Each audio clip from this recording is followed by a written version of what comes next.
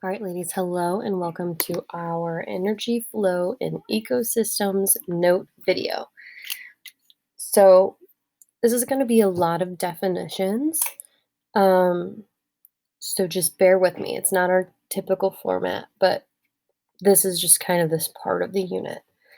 So, the first word that I want us to define is producer. Oh, geez. Producers. Okay. A producer is a photosynthetic or chemosynthetic autotroph. And you might have to look back at your other notes to remember what an autotroph is.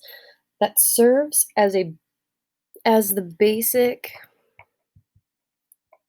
food source in an ecosystem.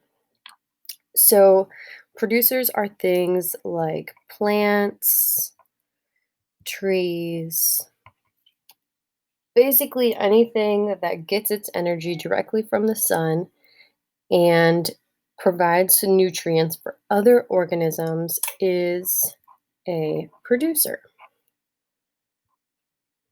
So I'm going to draw a few little examples. Okay.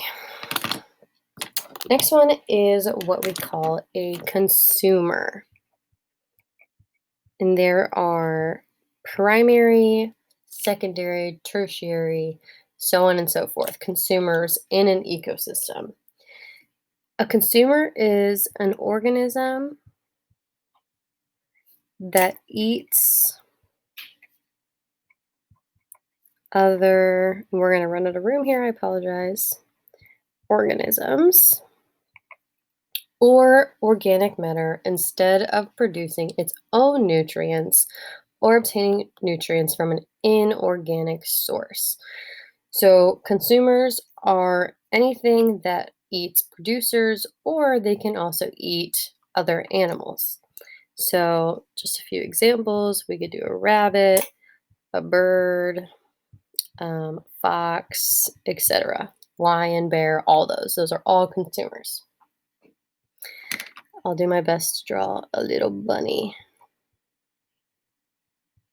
That's my bunny. It's not cute. It's okay. Okay. Next major thing in ecosystems is a decomposer.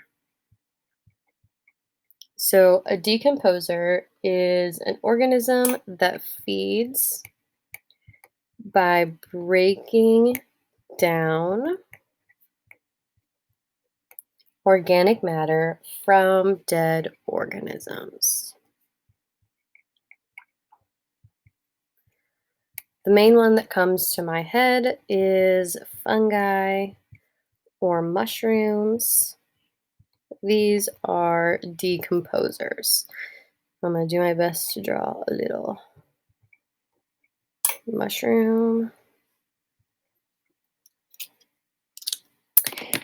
Okay, so now that we have kind of the main parts of an ecosystem, we need to show how energy can flow through an ecosystem. And we do that through a food chain. So a food chain will show the energy flow from one trophic level to the next. Now you might be wondering what a trophic level is, so let's define that right now. A trophic level is one of the steps in a food chain or food pyramid. So we're going to draw a food chain up here. Each one of these boxes represents a trophic level. Also looking at the pyramid down here, each section of that pyramid represents a trophic level.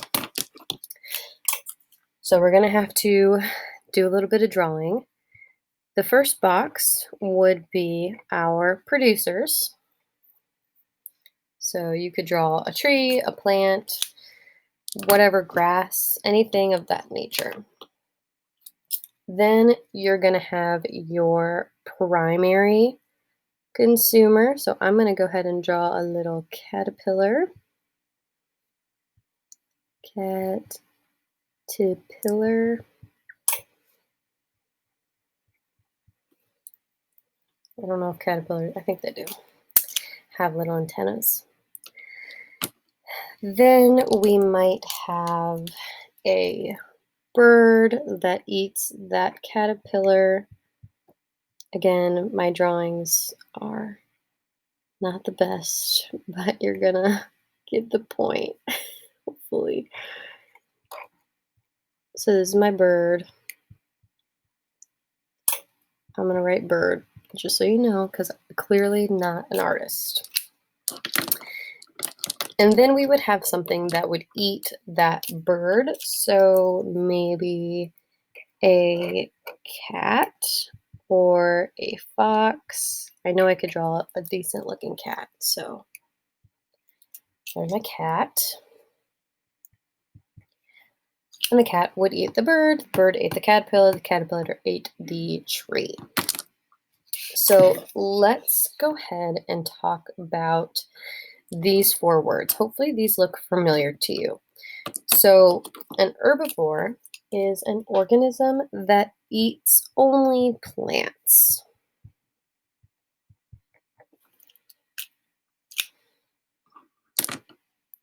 Then we would have a carnivore, and a carnivore would eat other animals.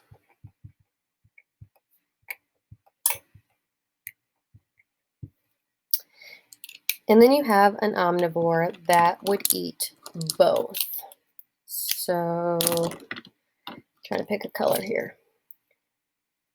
Eats both plants and animals.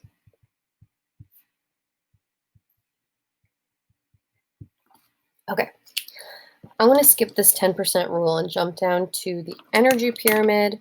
So an energy pyramid is a triangular diagram that shows an ecosystem's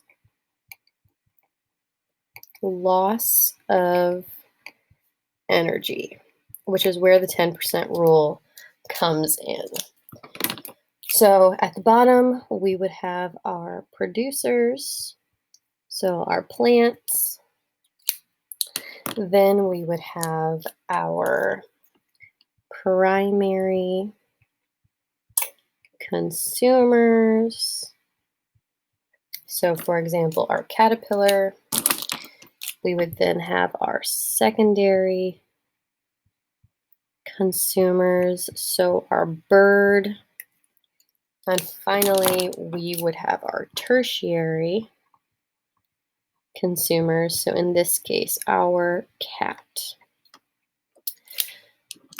So each of these levels represents, first of all, kind of looking at the food chain, who eats who, but also it shows us the loss of energy. So producers are able to obtain the most energy because they get it directly from the sun. So producers may get 10,000 kilograms worth of energy from the sun. They always get the most amount of energy. Now, the 10% rule says that only 10% of the energy consumed is actually stored. So when primary consumers eat these producers, so when our caterpillar eats the leaves on our tree, they only get 10% of the energy that the producers got. So in this case, our primary consumers would only get 100 kilograms worth of energy. Then when our bird eats our caterpillar, they're only going to get 10% of the energy from the caterpillars. So they would only get 10 kilograms of energy.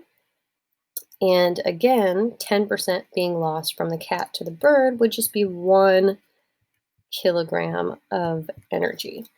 So as you go up the food pyramid, you get less energy from the different things that you are eating. Plants get the most energy because they get it directly from the sun, and then everything else loses 10%.